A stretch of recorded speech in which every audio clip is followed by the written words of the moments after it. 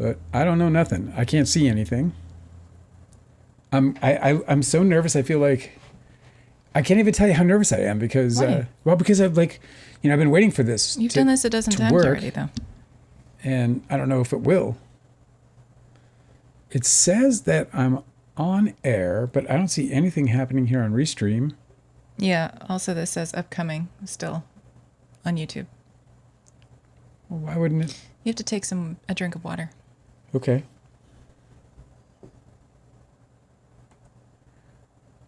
Why isn't it on air? It's not on air?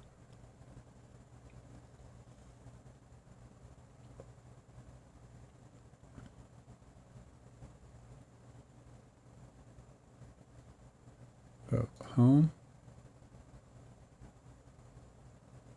It says Restream in the corner. Yeah, that's going to come off when if I keep with this. It says I have excellent health, but I don't actually see a streaming.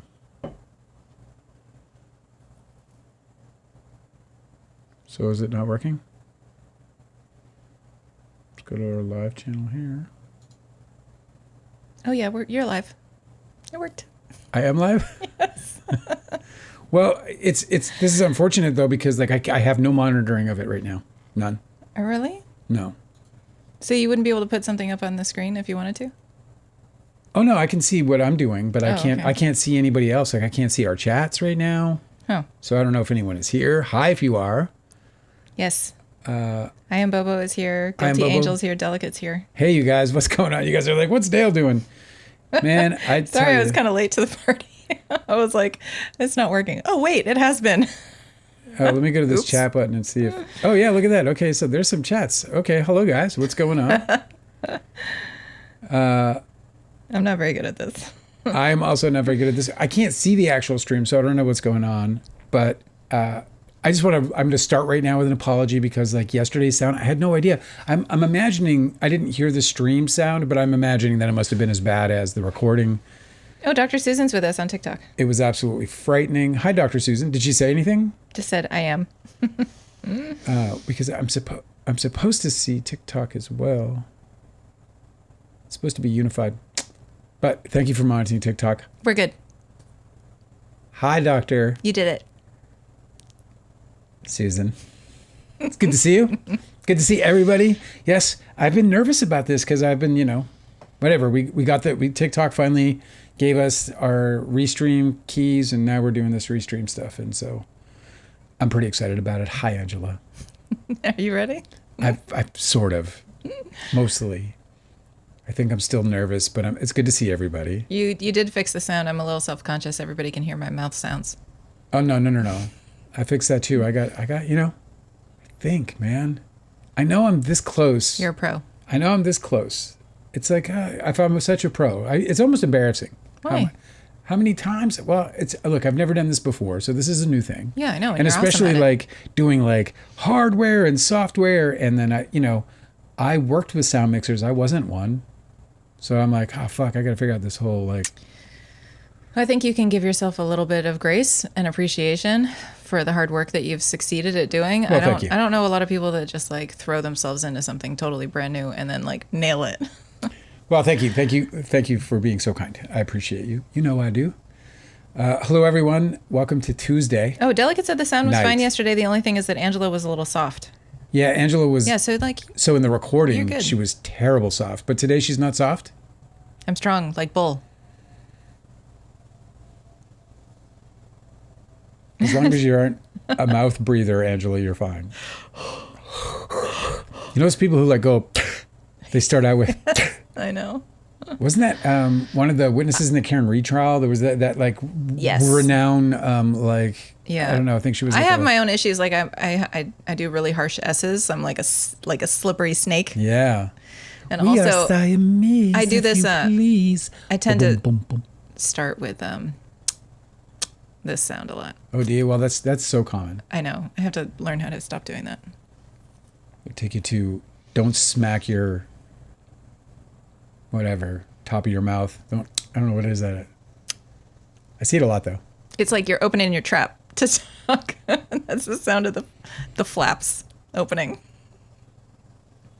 for the organism to speak. It's like kind of a crazy thing to say. My meat suit has to open up before it emits noise. I think you're the first person where I heard like meat suit as a concept. I know. I love the concept that we're all just like ensouled, like spirits that are just like trapped in our mortal vessels, and we're just kind of like automatoming, like walking around and like moving around and be like, hey. It's like that's when I was a kid, I used to imagine everybody that I would like go to a public place and just imagine everybody as like skeletons. Yeah. Walking around, and like when their mouth would move, I'd be like the skeleton jaw would move. Yeah. So I don't know. That's wild. I've always been weird, I guess. Well, what they call like the human suit, like don't they like make fun of people like Ted Cruz for? I do this all the time. Where like Ted Cruz is a really good example, where he'll be like on TV or something, and I'm like, that guy didn't get the right size human suit. That one doesn't fit him right. It's like a Men in Black thing, right? Where he's like, Exactly. Where he's really trying to like pose as a human, but he's not really pulling it off entirely. He's like not passing, you know? So you have to, by the way, take care of TikTok because I can take care of TikTok. It's not. It's supposed to show up in this United chat, but I'll have to figure that out later. Anyway, that's so funny, yeah.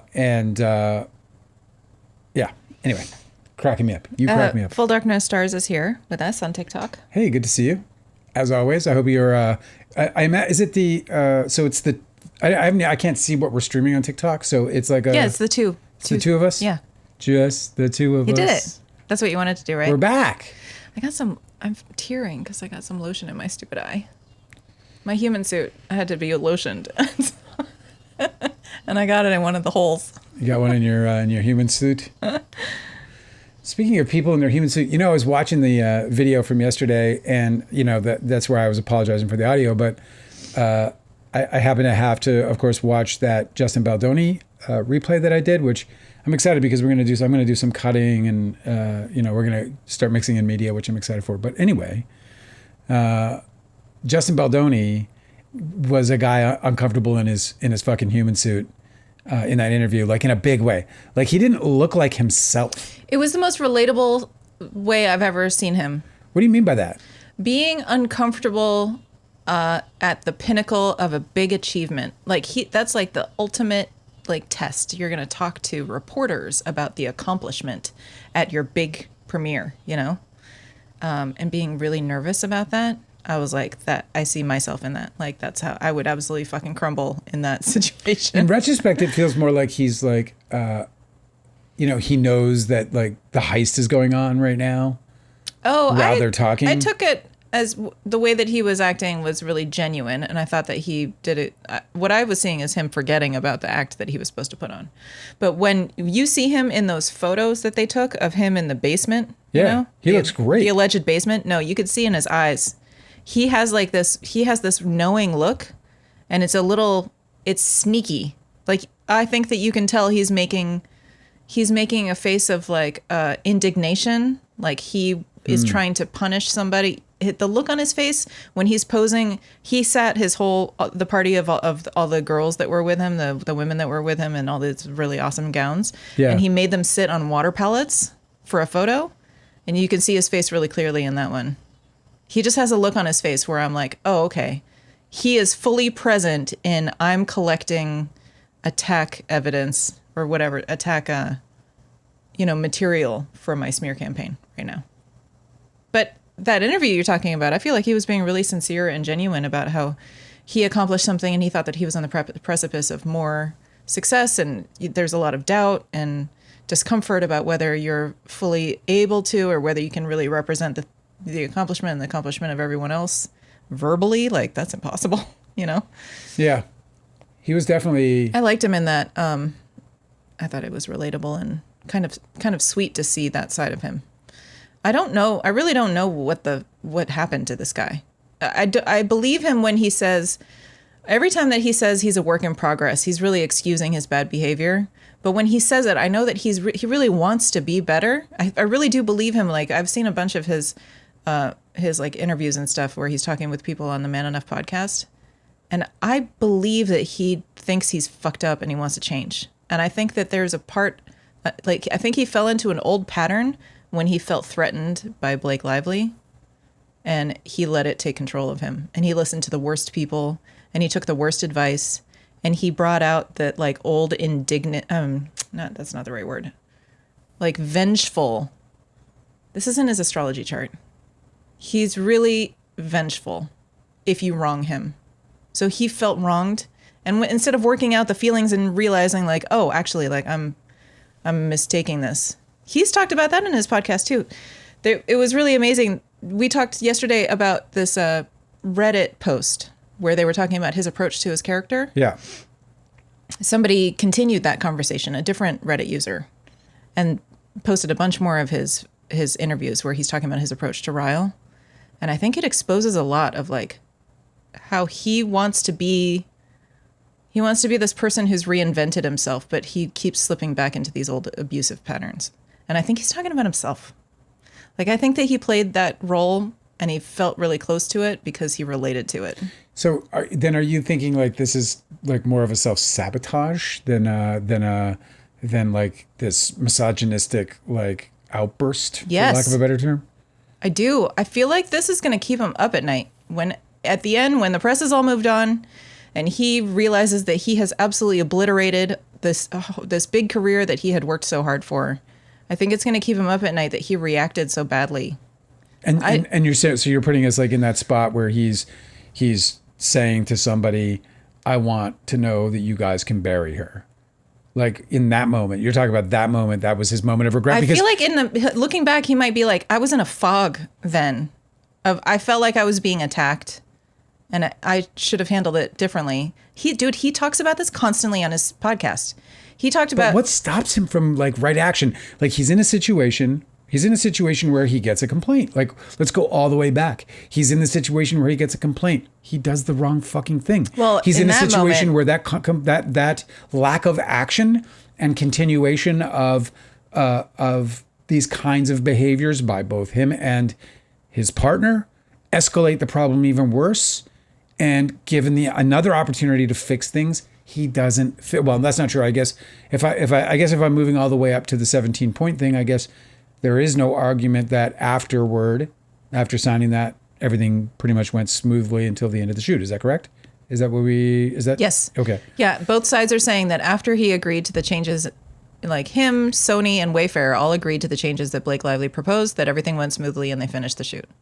So I guess the question, why, and you have people who are supporters of Baldoni, they're like shouting that it's all her because, you know, the idea being that there was no opportunity to you know, mitigate this thing before that 17-point document and this is where I think like there's so much confusion. I think he really didn't think it was a big deal.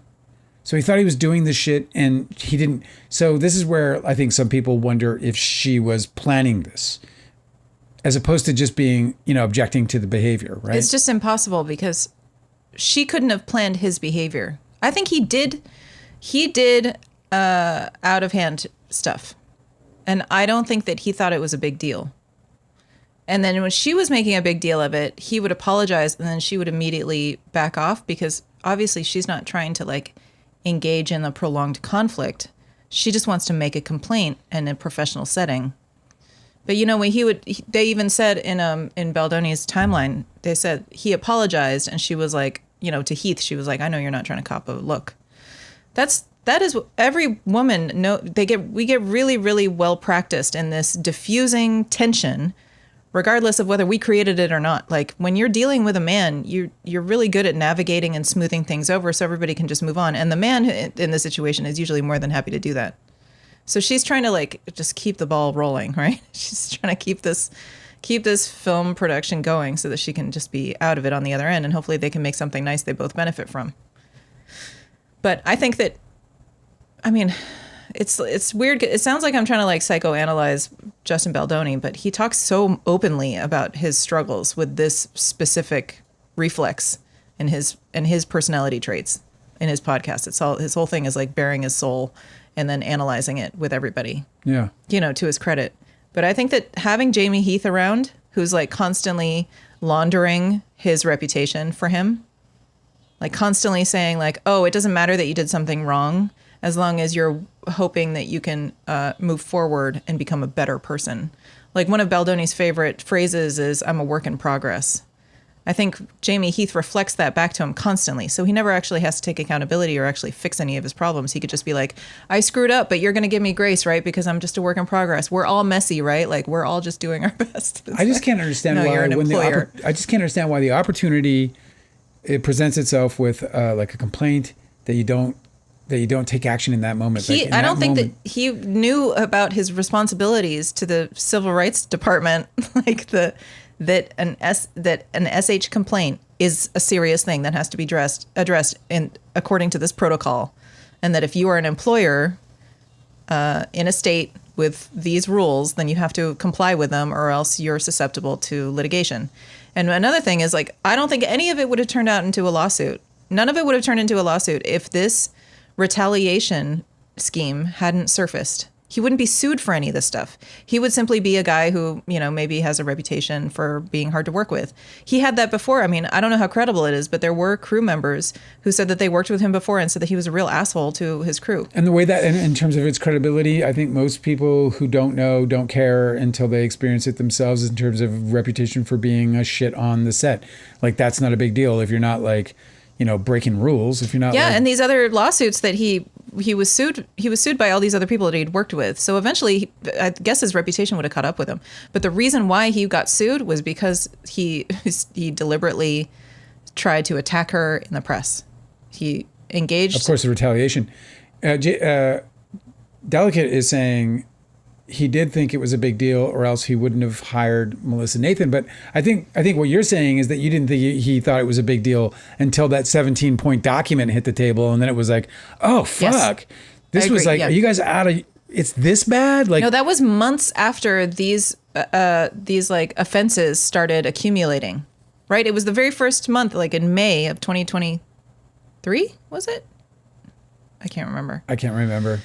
Anyway, it was May 2023, where there was like one after another of these offenses that she was like, hey, I got to hold a meeting. It was in the beginning of June where Blake Lively held a meeting. This is according to his timeline, where she's like, I got these complaints and these are serious. Can we deal with this? Can we stop like this culture of fucking weirdness, and can we address these? And they just kept minimizing them. So yeah, I agree. It wasn't until that 17 where she was like, okay, well, I'm getting the producers at Sony involved. I'm calling a big meeting where I've got these representatives from over here and representatives from your company, and everybody's coming together. And this is how I am not going to come back to set unless you agree that these things are going to be in place. Yeah. I don't know, because like there were the complaints, and it wasn't just Blake Lively's. Then there was Sony. Blake Lively reached out to Sony. There had to have been some correspondence between Tony from Sony. Yeah, my name's Tony. I work with Sony. I'd like to help you out today, if I can. Tony's related to Ange Giannetti, because she's got such a great name. Ange Giannetti is a great name. Sony producer. My name's Ange Giannetti, and this is my cousin Tony. He also works for Sony. My name's Angela. I go by Ange. To make it easy on you. It really is a bad name to shorten. Ange? No offense to all the Anges out there, but well, people don't. You're not supposed to do that. People don't know this, but I was married to a person named Angela. Yeah, that's weird. And then different person. And then I left Angela, or we split. Not necessarily that I left her, but we split. I moved back to Los Angeles, where I met Angela. And in fact, when I met you, and we finally got to the point, well, I had kind of like whatever. Barista stalked you or whatever, which is like so cliche, but I just kept, I legitimately fell in love with the barista. I had a coffee habit, and I fulfilled it. That is such a LA stereotype. I fulfilled it on your shift almost as often as I could. And, we had finally gotten to the point where you initiated an exchange of names. And when I found out your name was Angela, I was like, oh, all the things. I just literally left one. Well, and then it gets weirder because my brother currently is married to Angela. Yeah, there's a few of us around. So my brother was married to an Angela, and I've been married to two Angelas. Not as many as Jessica's. And I have a cousin named Angela. You know what it is? I'm surrounded by angels. That you were destined to be with an Angela. You just got it wrong the first time. I suppose that's it. I certainly would. I would certainly guess I did.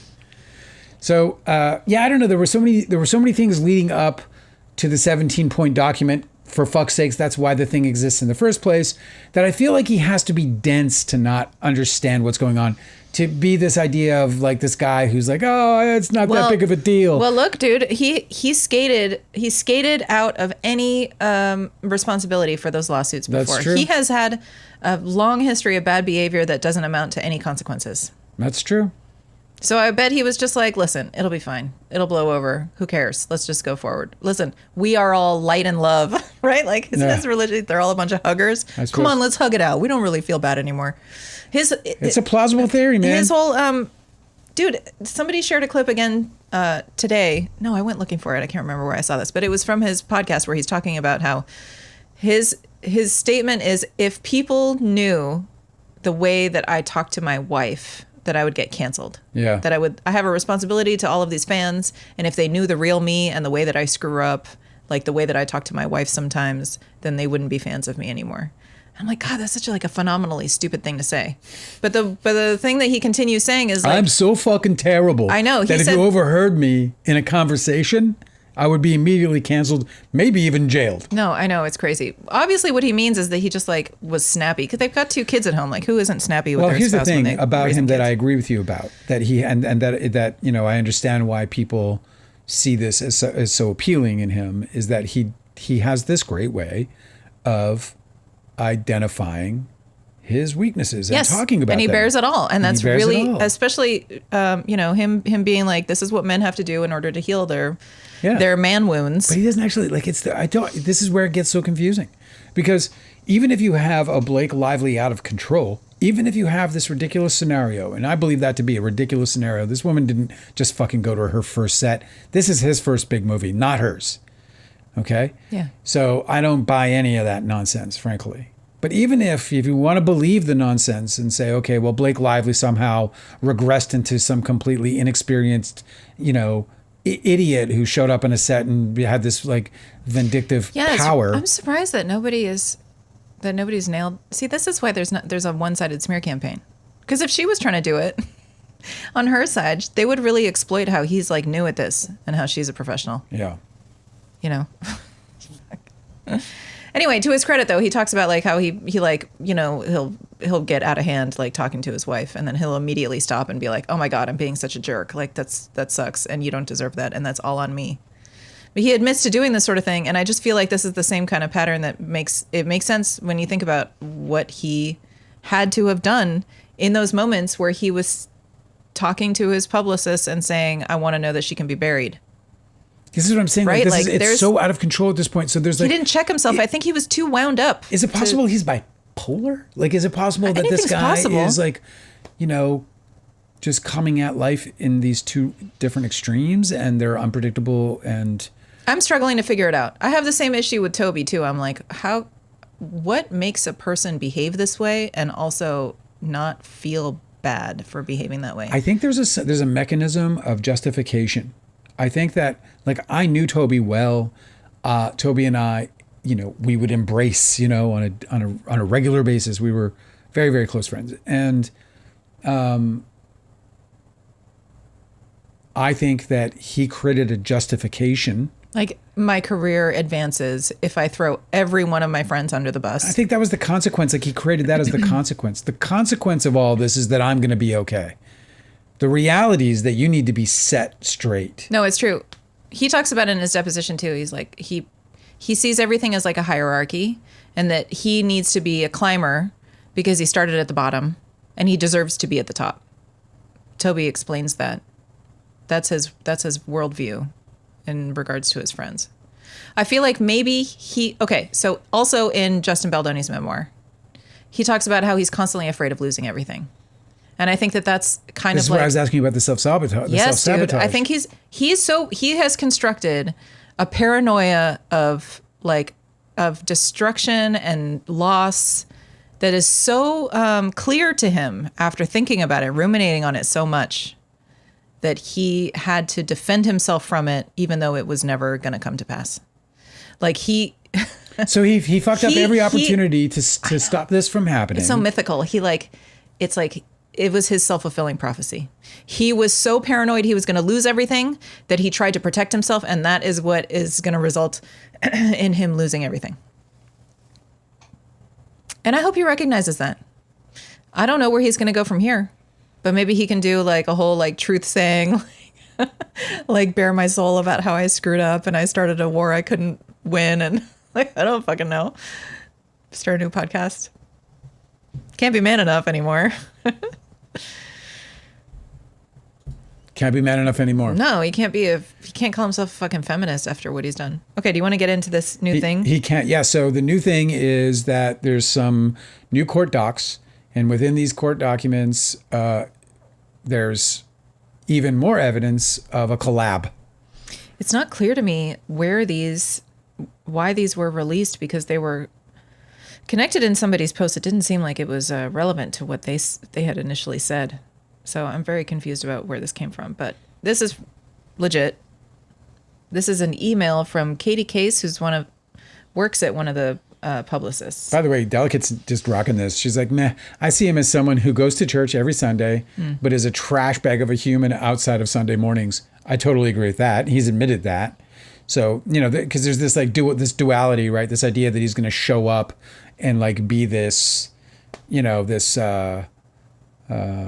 religious, whatever guy. And then he's out there, doing the things he's described in his book. Or I think he's just constantly, he's like stuck in this pattern where he's like self-flagellating, like constantly like whipping himself about like tormenting himself about things that don't actually have to matter. Yeah. Delicate says of that, not sure why he has to talk about it with others. That will just stroke his ego and not talk about it. Who will just basically stroke his ego, I guess. Yes, because not talk about it with his fucking therapist instead. Oh, I know. Well, he's probably, he says that he sees therapists and he does a bunch of like, like breath work and shit like that. What he needs is a Jungian. He needs a Jungian therapist who can go deep down and show him the shadow side of all of these compulsions that are destroying his life. I mean, it's like an addiction at this point. Either Godzilla is walking toward us. Or that was thunder. Or I just heard thunder. It's probably Godzilla.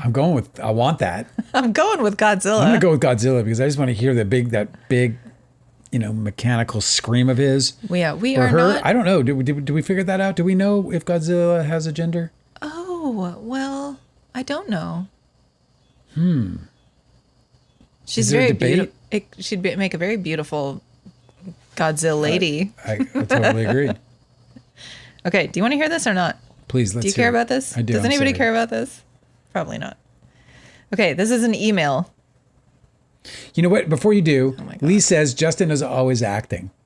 Justin is always acting. And I think he's always performing. Dude, this is fucking... I think this is a bit of a difference. This is true. I think he's just always performing. I think everything is a performance to him. Everything is an opportunity to try and, sort of make you feel something about him. Well, look, this is why I like that clip that you were showing the other day where he's really nervous, because I'm like, okay, here he's being genuine. There's that thing that he does that's like really grating my nerves at this point, because I've seen him do it, where he like softens his voice. It's the way he was talking to Blake on that voice message, where he just gets like really affected and he's like telling you emotional and he's like comforting you. It's horrible. It's like, it makes my skin crawl. ASMR, what do they call it? Every time I hear it. Yeah. Because that's exactly what it's like, yes. it's one of these like Dale Carnegie, like manipulation tactics or something that people learned a long time ago, where like you listen to one of these guys who like tells you how to manipulate people, and they'll teach you like, if you want people to pay close attention, just lower your volume and just start whispering, and they'll lean in to listen, and then you've got them there. You're captivated. It's like, I've seen a bunch of these people Make sure do you it. smell good too. You got to get some of that black. What is that called? Panther? What is the one in Anchorman? I don't know. This is made of real panther, so you know it's good. It just burns the nostrils. He just he has this way of like putting on this specific voice, and it irritates me so fucking much. Yeah, because I know well, it's fake. Exactly. There's everything about him that is fake to me. Everything about, and so it's interesting that you talk about that moment that I played yesterday as being like probably his most redeeming moment, because he couldn't be fake in that moment. Yeah, he was genuinely nervous, and he it was was staggered. Adorable. I don't know about adorable. I'll let you have Look, that. he's a terrible person, but I want him to be I'm not saying he can't I be want him to adorable. be redeemed some way because I feel like he wants what's good. He's just a fuck up constantly, and I feel like he has this he has like a real complex where he's just constantly like slipping back into paranoia Yeah. and feeling resentful and like, I don't know. I got to do an astrology breakdown because it's so clear that he's just being yanked around by his planets and his placements say all of it. And I just feel for the guy because we have really similar charts. Yeah. So like I know how easy it is to like overanalyze and kind of get like stuck in rumination about things that aren't serving you. Right. And this guy does it in such a self-destructive way. I'm just like, bro, just like snap out of it. That's why I'm saying he needs a Jungian therapist. Like he needs to be somebody needs to tell him what the fuck is wrong with him so that he can work on what really matters instead of doing fucking breath work and working on like trauma that he's been talking about for 20 years and it isn't, helping him. It's a crazy situation. Okay, yeah. So now let's get on with it. So this is the evidence. Yes. Okay, let's hear it. Who's crying? That's a Teddy? Theodore? dog who wants to hang out with us, but he's not allowed. We have Theodore in the other room. He's like a smash and bang dog. Like if we let him in here, it would just be like total chaos. So he's stuck in the other room and crying about it. I don't have a de-esser on, so we might hear that. He's fine. Everybody should know he's not like suffering. He just wants to hang out. Sufferer. Okay, this is an email from Katie Case, who works for one of the publicists. I'm not sure if she works at TAG or at Jennifer Abels. She must work at TAG because she has CC'd in this email Melissa Nathan and Brianna B., who I think is also an employee at TAG.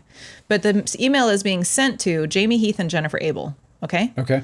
And this is basically like she is itemizing the social combat smear campaign plan. Okay? Okay. The date of this is August 7th, 2024. So this is 2 days before the premiere. These guys. All right, here's what she says. She said, "Hi all. I hope everyone is well. Following up on the social digital conversation this morning with specifics regarding social and digital mitigation and remediation." That's what the subject line of the email is too. Social/digital mitigation/remediation. The team will focus on the social and digital elements, boosting SEO efforts, and updating with new content to enforce SEO efforts, monitoring and directly influencing forums that are working against Justin and Wayfarer to adjust the narrative in real time, and collate assets and background to work in conjunction with Jen and her team as well as TAG PR. Okay, that's just the first paragraph. This goes on, but I want to say that her saying boosting SEO efforts and updating with new content to enforce SEO efforts, that is manipulation that Google does not approve of in their terms and conditions. Oh, really? Yes. So this could potentially get them into trouble. Well, You're not supposed to be like manipulating search results to help your client. I mean, SEO is kind of standard stuff, but Yes, I know, but I think what they're talking about is like continuously searching for the stories that you want to pop up when your client's Googled so that you can bury the other ones just by numbers. I don't know. That's what somebody else was saying online today. I'm not really sure. Monitoring and directly influencing forums that are working against Justin and Wayfarer to adjust the narrative in real time. That, to me, sounds like a smear campaign. Yeah. Directly influencing forums that are working against Justin and Wayfarer to adjust the narrative in real time. So they're going into where we are all talking about how he's a dirtbag and trying to influence and, to monitor and directly influence forums. Okay? Continuing. The integral part here is to execute all without fingerprints.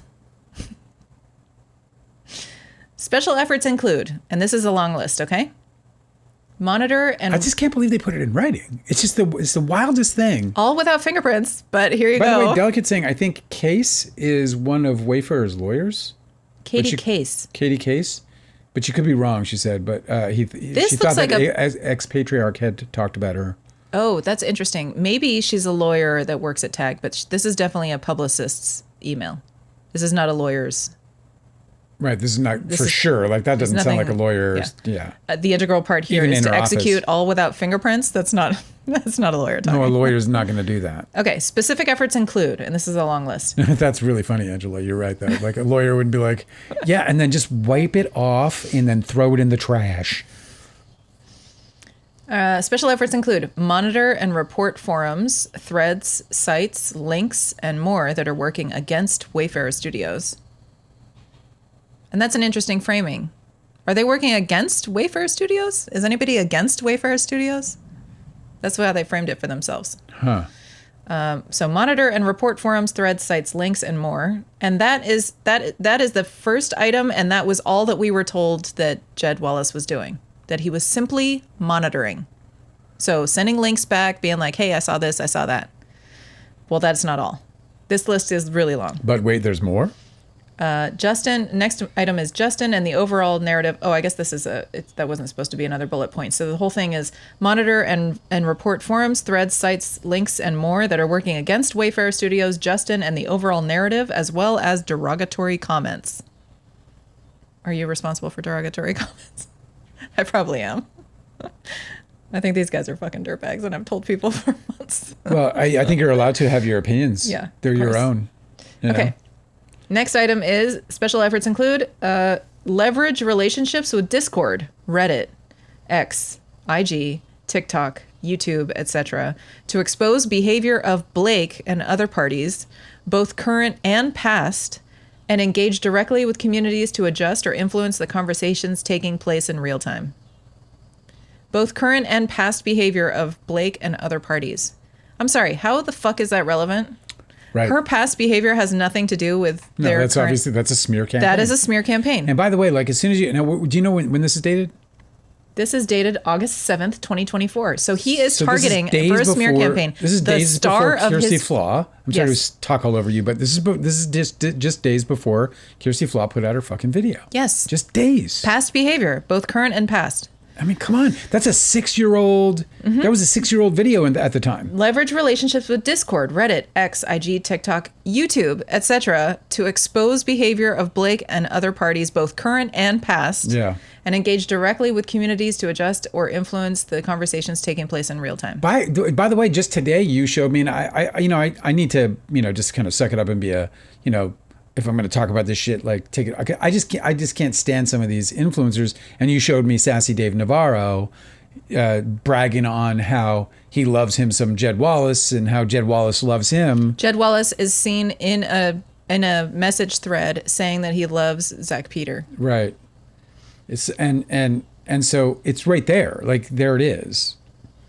I mean, this. So Zach what you're Peter. reading is, So Zach Peter, who we have affectionately called Sassy Dave Navarro because I didn't know his name for a really long time, and I had to refer to him to you. he put out a video saying, "Well, I love Jed Wallace too," and it's like, bro, have some fucking like dignity. Well, forget about the dignity. This guy is how stupid he is. He loves Jed Wallace because he's being played by him. Like he's I know that's what I'm saying. Puppet. Like, so Jed Wallace is claiming in this thread that he loves to use and boost your content. That he is manipulating social media to boost. Like, sure, okay, you like that your videos get shared everywhere, but they're using you and they're not even paying you. You're getting nothing from them. They're getting paid $30,000 a month to use your content, but they're not giving you anything. Why do you love them? Well, you should get a cut. The most embarrassing thing is that he's doing that work for free. He's literally just a propaganda machine. Yeah. And a part of what they are, I mean, I don't know where this comes from, and you probably might, but there was some conversations about the Wayfarer side of things. I guess it's, these publicists boosting content, right? Yes. Yeah, that was part of their whole plan. Their social combat plan. Sassy Dave Navarro has been the benefactor of...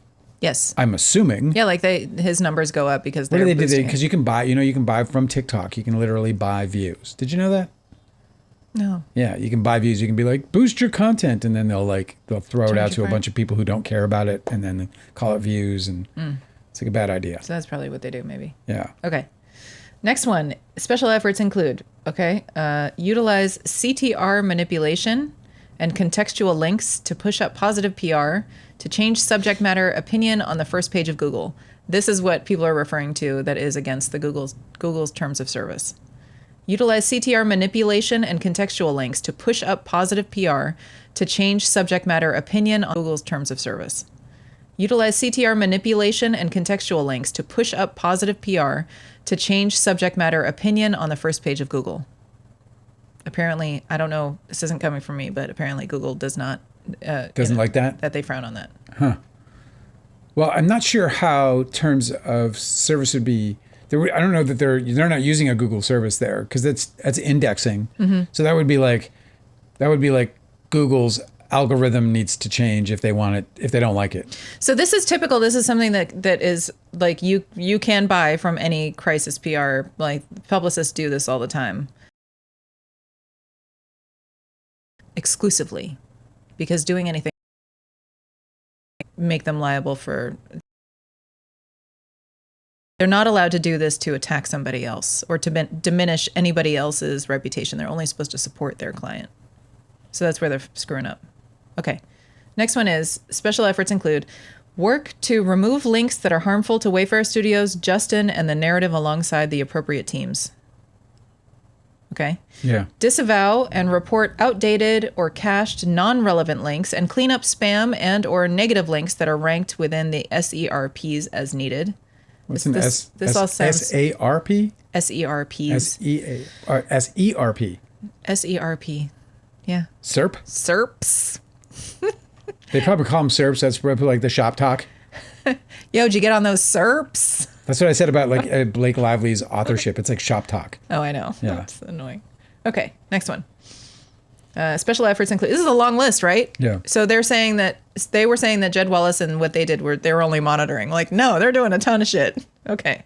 Next one is properly and strategically monitor damaging Reddit and subreddits, X, Discord, etc., including threads related to concerning opposition and manage the narrative. This can be done with legacy admin for each platform.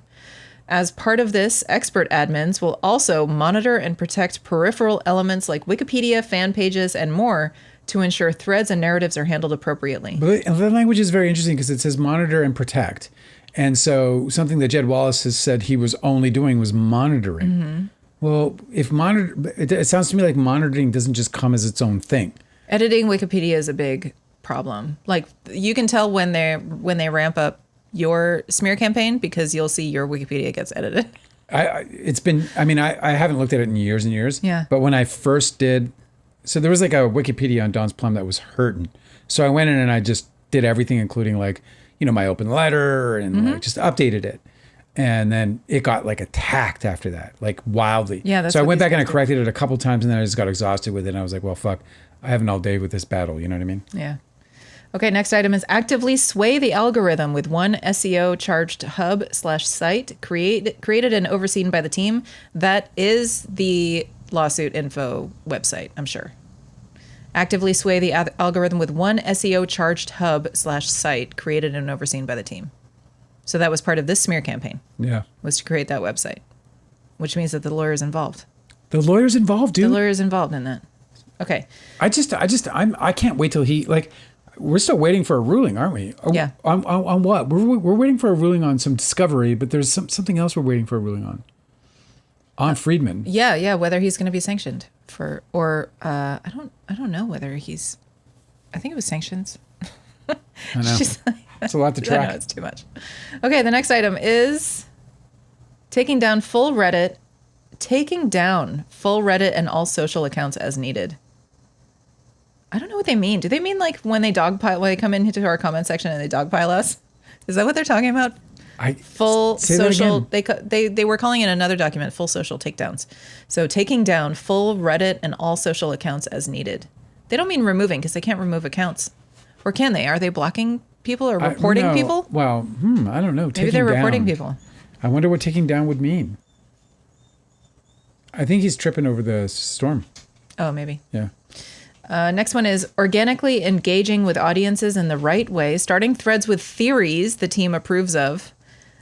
Theories. The team approves of? Yeah, we've gotten so many theories that I'm sure the team approves of. This is so interesting because it's like either the truth or it's not. This is what you were theories. saying on Reddit very early on, right here in August. Yes. Somebody had posted a thread of the theories about what they thought went on behind the scenes in It Ends With Us, and they were saying, I can't say who I am, but I'm an insider. I'm somebody in the business, and I know somebody who worked on the set. It was some kind of bullshit like that. Yeah. So obviously a plant. It was ridiculous. Organically engaging with audiences in the right way. Organically, right? So obviously it's not organically. Like they're planning on doing it inorganically. Right. Organically engaging with audiences in the right way. Starting threads with theories. The team No, they're talking approves about of. people who show up here, and they like legit. I'm asking a question. How can you explain the basement? AstroTurfing. Explain it.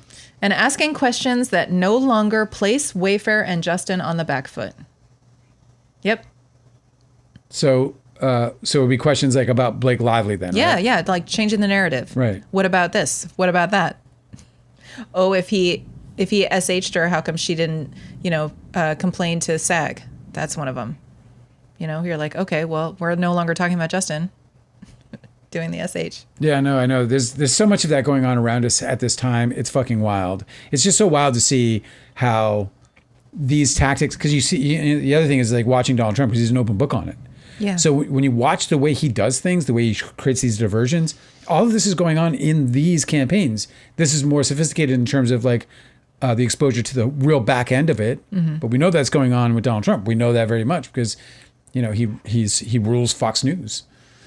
Last one of this long list of special efforts is changing the overall narrative and helping keep it on track. Okay. The social team are now worried about Blake activating the Taylor Swift fan base. We got to talk about a little bit about that. Which is a major concern, they said. With this in mind, and to ensure Justin and the studio are 100% protected moving forward, they've now changed the fee to $30,000 per month due to the uptick in social chatter. So they're like, we're worried. Let's just stoke your paranoia about Swifties, okay? And that'll cost you $5,000 extra a month. Let me tell you about the power of a Swiftie. Mm-hmm. These guys are paranoid and they're total marks, so let's just tack on another $5,000 a month for something else that we can scare them about, that they don't have to be worried about at all. Are you excited about her new record? I don't know. I'm fucking so excited. Listen, my first. Let me finish up. It's my first Taylor Swift record since I've been a fan. I'm really excited about it. So Go check ahead. this out. Yeah. So I guess you're part of the Taylor Swift fan base that they saw was a major concern. Fear me. You're so fearsome. Who's afraid of little old me? Huh? That's right. Okay. Please let us know either way, as well as if you have any questions. Thank you, Katie. Oh, Katie. Okay, so I just love that there's such marks that they're like, yeah, Taylor Swift has a lot of fans. If you want us to take care of that too, so you don't get totally obliterated by a bunch of teenage, pop. They're not even pop teenagers, music. but yeah. Do I That'll look be like a another teenager to you? $5,000. Yeah. You're just like bleeding them. I mean, I'm not a Swiftie by any means. I don't even know what that is. I think she's my favorite artist right now. So on the bottom of this, it says confidential. Well, this has been unsealed by the courts, okay? Confidential, and then it says Heath and a number. And so this must be his production. Oh. I wonder. Yeah. That's Heath. That's Heath Discovery. Okay, cool. That's Holy shit, dude. Well, thank you for that. That's super juicy. So this is another nail in the coffin of people saying that there wasn't a smear campaign.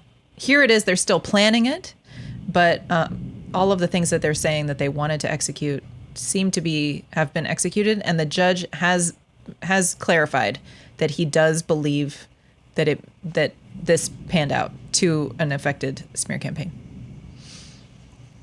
It's which wild. Is bad news for them. And also, many of her claims, many of her, what do they call it? Causes of action involve the planning of the smear campaign, not the execution of the smear campaign. Well, it's just so interesting because, like, I think, like I said, that the thing I keep clinging to is how it implicates, or how it redefines what Jed Wallace said it is he's doing. So, he talked about, well, what do you mean? I was just monitoring the internet, bro. Liar. Well, now we know that monitoring the internet involves a lot of work. Yep. That it's not just sitting around and going, oh, you should hear what they're saying about you in Reddit. There's a strategy to react to it. There is or to even plant, things ahead of time. to try and dominate these specific social media situations before they even get started. It's incredible. That thunder is so foreboding. Can you guys hear the thunder? Like who knows? I don't know if we're going to lose power. Fucking go under again today. Let me look at this. Man, this climate change shit. It's really interfering with my good time. Oh, yeah, we're going to get pummeled, bro. We are? Yeah, let me show you this radar. Oh, fuck. What is that? Is that like a line of aliens? It's just like a wall of storm heading for us. Well, I'm super intrigued by all of this, of course. Wasn't there? So this is really interesting because this whole like Taylor Swift. By the way, didn't you wasn't there something more about Taylor Swift or about how like something that all but not necessarily proves but supports that Taylor Swift is not and was never. Well, we haven't seen this in the evidence, but we have experienced all over the place that they're trying the tabloids and the gossip magazines and stuff were talking about how there was this big breakup between Taylor and Blake Lively. Everything that you think right. you know about what are you doing? I can hear that. You can? Yes. Why? It's some YouTuber talking about chasing algorithms. Still? Yes. Really? Yes. And almost nobody's listening. What the heck? Yeah, you fixed it. I'm sorry, guys. I don't know what that was. Weird. What are we going to do if we lose power? We're just going to disappear? There. I'm sorry. Yes, we're going to just disappear. Okay, listen. Yes. So it's very clear that the whole idea that Taylor Swift broke up with Blake Lively over this was their attempt to divide Taylor Swift's fan base and centralize it all on Taylor Swift and have none of them care about Blake Lively because they had broken up. And one thing that we know about Swifties is they do not enjoy the people that wronged Taylor Swift. Okay. No. So they had to paint Blake Lively as somebody who had wronged Taylor Swift and had somehow deserved being broken up with in order to make all of the Swifties sort of stand down from supporting Blake Lively.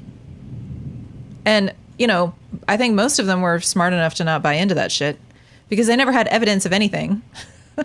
Right? And they know that they're close friends. But some people did buy it. Or maybe, I don't know who, maybe they're fake. Maybe they're fake fans, fake accounts that claimed that they were Swifties who hate Blake Lively. You saw this too, right? Yeah. Yeah. Yeah. I didn't get into it, but I glanced at it as I was going through all the crap I'm going through to get all this stuff done. But Delegate said most of her fans are millennials. Right. So that puts them.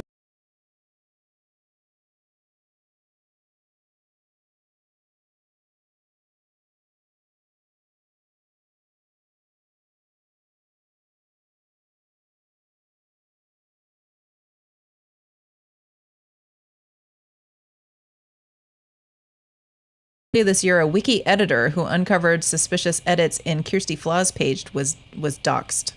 I do remember that. That was like a bit of a